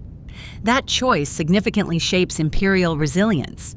As empires expand and enter the administrative plateau, they confront a structural question that determines long-term stability. Should conquered populations be assimilated into a shared identity, or should they be governed as distinct communities under imperial oversight? There is no universal answer. Empires that assimilate too aggressively risk rebellion. Empires that allow too much autonomy risk fragmentation. The balance between integration and pluralism is one of the most persistent tensions in imperial governance. The Roman Empire provides one of the clearest examples of gradual assimilation. Early Roman expansion in Italy incorporated allied communities without granting full citizenship. However, over time, Rome extended citizenship to broader populations. After the Social War, 91 to 88 BCE, Italian allies gained citizenship rights. Eventually, in 212 CE, the Constitutio Antoniniana granted citizenship to nearly all free inhabitants of the empire. This expansion of legal status fostered loyalty. Provincial elites could rise within imperial administration. Local identities persisted, but political identity became increasingly Roman. Latin language spread across Western provinces, while Greek remained dominant in the East. The empire did not eliminate cultural difference, but it created a unifying legal and civic framework. Assimilation in Rome was pragmatic rather than ideological. It reduced resistance by offering inclusion. However, this strategy depended on the continued prestige and stability of the core. As Roman authority weakened in later centuries, local identities reasserted themselves. The Persian Achaemenid Empire followed a different model. It emphasized tolerance rather than assimilation. Conquered peoples were allowed to maintain religious practices and local governance structures. The Persian king ruled as overlord rather than cultural transformer. This pluralistic model reduced immediate resistance and administrative burden. However, it relied on loyalty of local elites and strong central oversight. When central authority weakened, provinces could assert autonomy more easily. The Ottoman Empire refined pluralistic governance through the millet system. Religious communities, Muslims, Christians, Jews, were granted internal autonomy under their own leaders, subject to imperial taxation and ultimate authority. This allowed diverse populations to coexist under a single imperial framework. Pluralism can sustain empire across religious and linguistic diversity. The Ottoman state governed for centuries across southeastern Europe, Anatolia, and the Middle East through layered autonomy. However, pluralism also institutionalizes difference. When nationalist ideologies emerged in the 19th century, distinct identities within the empire provided focal points for separatist movements. Cultural autonomy that once stabilized empire later facilitated fragmentation. In China, assimilation followed a different trajectory. Chinese imperial governance promoted Confucian cultural norms and administrative language. Non-Han populations were often incorporated gradually through cultural integration. Over centuries, border regions adopted Han cultural practices. Yet Chinese dynasties also ruled over diverse groups, including Mongols and Manchus, who at times governed China itself. Assimilation was often two-directional. The Qing dynasty, founded by Manchus, preserved certain Manchu cultural institutions while adopting Chinese administrative models. Assimilation tends to be more durable when it is gradual and tied to economic opportunity. If adopting imperial culture provides tangible benefits, access to trade, education, legal protection, populations may integrate voluntarily. Forced assimilation, by contrast, often generates resistance. The Spanish Empire in the Americas attempted religious conversion and cultural restructuring.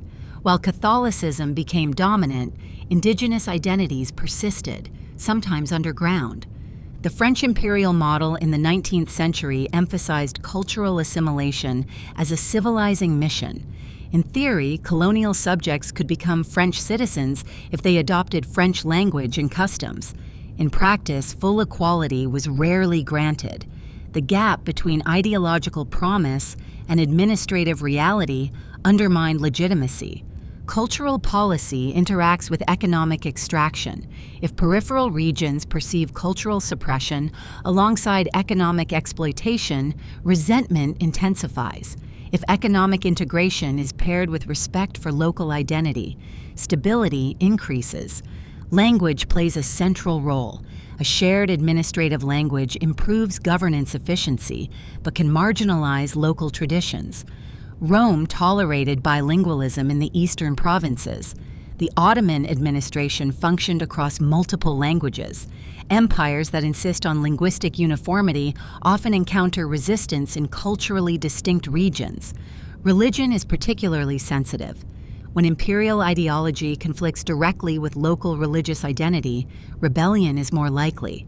The Roman persecution of early Christians, though limited in scope, demonstrates how religious conflict can destabilize authority. Conversely, when imperial rulers adopt or tolerate local religious practices, legitimacy expands. Constantine's adoption of Christianity transformed Roman imperial identity and aligned state authority with emerging religious majority. The management of diversity also influences military recruitment. Empires that incorporate peripheral populations into military service increase manpower and foster identification with the center. Rome recruited auxiliary troops from across provinces. The Ottoman Empire incorporated janissaries from Christian populations through devshirme. However, militarizing diverse populations also introduces risk. Troops may retain regional loyalty. During periods of central weakness, provincial armies can become instruments of fragmentation. Cultural assimilation often strengthens long-term cohesion, but requires sustained institutional support. Pluralism reduces short-term resistance, but may entrench divisions. Empires frequently oscillate between these approaches, depending on political context. During strong central leadership, assimilation policies may expand. During instability, pluralism may be reinforced to avoid provoking unrest. Modern examples reflect similar dynamics in non-territorial empires. Economic and cultural influence can promote shared norms without formal annexation. Global media, language dominance, and educational exchange function as soft assimilation mechanisms. Ultimately, cultural management determines whether peripheral populations identify with the empire or merely endure it. Assimilation fosters unity, but risks erasing difference. Pluralism preserves difference, but risks fragmentation.